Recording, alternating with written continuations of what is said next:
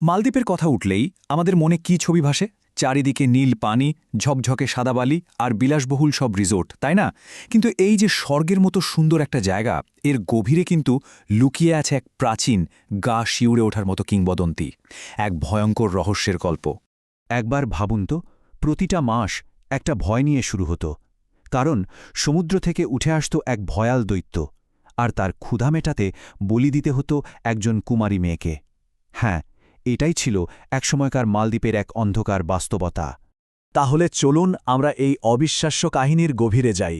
আমাদের গল্পের প্রথম অধ্যায় এক অভিশপ্ত স্বর্গ, যেখানে মানুষের মনে শান্তি ছিল না, কারণ সেখানে রাজত্ব করত এক ভয়ঙ্কর সামুদ্রিক দৈত্য, যার নাম ছিল রন্নামারি।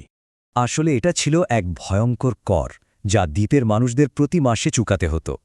আর সেই করের মূল্য ছিল ভয়, আতঙ্ক আর এক একটা নিষ্পাপ জীবন। এই আতঙ্কটা তাদের প্রতিটা মুহূর্ত তাড়া করে বেড়াত। আর এই প্রথাটা ছিল আরও ভয়ঙ্কর। প্রথমে দ্বীপের সব পরিবারের মধ্যে লটারি করা হতো। যার নাম উঠত, সেই পরিবারের মেয়েটিকে বেছে নেওয়া হতো। তারপর তাকে একা সমুদ্রের ধারের এক মন্দিরে রেখে আসা হতো। আর পরদিন সকালে সেখানে শুধু তার নিথর দেহটা পাওয়া যেত। ভাবা যায় কি অসহায় ছিল তখনকার মানুষগুলো।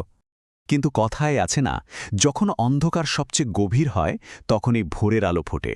গল্পের মোড় ঘুরিয়ে দিতেই যেন আগমন ঘটল এক আগন্তুকের। আমাদের গল্পের দ্বিতীয় অধ্যায় আবু আল বারাকাত নামের একজন জ্ঞানী ব্যক্তির আগমন। আবু আল বারাকাত ছিলেন পশ্চিম থেকে আসা একজন মুসলিম পর্যটক। তিনি মালদ্বীপে এসে এক স্থানীয় পরিবারের অতিথি হন, আর তাদের কাছেই তিনি দ্বীপের এই ভয়ঙ্কর প্রথা আর মানুষের অসহায়ত্বের কথা শোনেন। এই নির্মম কাহিনী শুনে তিনি কিন্তু স্থির থাকতে পারলেন না। তিনি এমন একটা সিদ্ধান্ত নিলেন যা কেউ কল্পনাও করতে পারেনি। তিনি নিজেই প্রতিজ্ঞা করলেন, পরের বার যাকে বলি দেওয়ার জন্য বেছে নেওয়া হবে, তার জায়গায় তিনি নিজে যাবেন। আর ঠিক এখান থেকেই আমাদের গল্পটা একটা অসাধারণ মোড় নেয়। শুরু হয় গল্পের সবচেয়ে রোমাঞ্চকর অংশ, দৈত্যের মুখোমুখি। কিন্তু ইন্টারেস্টিং ব্যাপার হলো, এটা কোনো তলোয়ার বা অস্ত্রের লড়াই ছিল না। এটা ছিল শুদ্ধ বিশ্বাসের এক লড়াই। সেই নির্দিষ্ট দিনে আবু আল বারাকাত সেই অভিশপ্ত মন্দিরে ঢুকলেন, যেখানে এর আগে বহু নিষ্পাপ মেয়ে প্রাণ হারিয়েছে। তিনি একা সেই ভয়ঙ্কর দৈত্যের জন্য অপেক্ষা করতে শুরু করলেন। তার হাতে কোনো ধারালো অস্ত্র ছিল না। তার একমাত্র শক্তি, একমাত্র অস্ত্র ছিল তার বিশ্বাস। তিনি সে মন্দিরের ভেতরে বসে পবিত্র কোরআন তেলাওয়াত করতে শুরু করলেন। কিছুক্ষণের মধ্যেই সমুদ্র উত্তাল হয়ে উঠল। সেই ভয়ঙ্কর দৈত্য রান্নামারি তার শিকারকে নিতে জল থেকে উঠে এলো মন্দিরের দিকে। কিন্তু এবারে যা ঘটল তা ছিল এক কথায় অবিশ্বাস্য। দৈত্যটা মন্দিরের দিকে এক পাও এগোতে পারল না।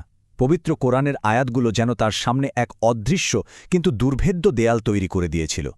রন্নামারি ঐশ্বরিক বাণীর সেই শক্তি সহ্যই করতে পারল না। শেষ পর্যন্ত পরাজিত হয়ে সে আবার সমুদ্রের অতল গভীরে তলিয়ে গেল, আর কোনোদিনও ফিরে আসেনি। তো দৈত্য তো পরাজিত হল, কিন্তু এরপর কি হল? গল্পের সবচেয়ে গুরুত্বপূর্ণ অংশটা তো এখনও বাকি। এখান থেকেই শুরু হচ্ছে আমাদের চতুর্থ অধ্যায়, এক জাতির প্রতিজ্ঞা। কারণ এবার রাজা নিজে এক অলৌকিক ঘটনার সাক্ষী হতে চলেছেন।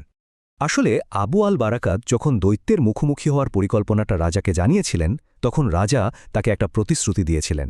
তিনি বলেছিলেন, যদি তুমি সত্যি সত্যি এই দৈত্যকে হারাতে পারো, তাহলে আমি আর আমার পুরো রাজ্য তোমার ধর্মকে মেনে নেব। আর এই যে কিংবদন্তির ঘটনাটা, এটা কিন্তু ইতিহাসের একটা নির্দিষ্ট সময়ের সাথে জুড়ে আছে, 1153 খ্রিস্টাব্দ। মানে এটা শুধু একটা গল্প কথা নয়, এর সাথে জড়িয়ে আছে মালদ্বীপের ইতিহাসের একটা বাস্তব মোড়। রাজা তার কথা রেখেছিলেন। তিনি যখন নিজের চোখে এই অলৌকিক ঘটনা দেখলেন, তখন আর কোনো দ্বিধা করেননি। তিনি ইসলাম ধর্ম গ্রহণ করলেন। এরপর একটা রাজকীয় ফরমান জারি করা হলো, আর তার ফলে পুরো দ্বীপপুঞ্জের মানুষ ইসলামকে তাদের ধর্ম হিসেবে বরণ করে নিল।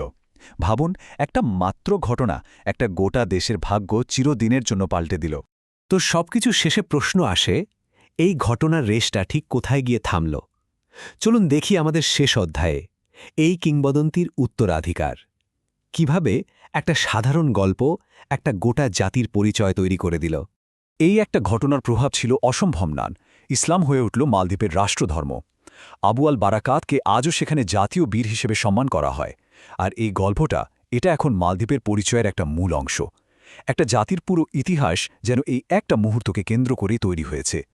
শেষে একটা প্রশ্ন কিন্তু থেকেই যায়, একটা জাতি নিজেকে যে গল্পগুলো শোনায়, যে কিংবদন্তিগুলোকে বিশ্বাস করে, সেগুলো আসলে কিভাবে সেই জাতির ভবিষ্যৎ আর ভাগ্যকে নির্ধারণ করে দেয়? ব্যাপারটা কিন্তু বেশ ভাবনার, তাই না?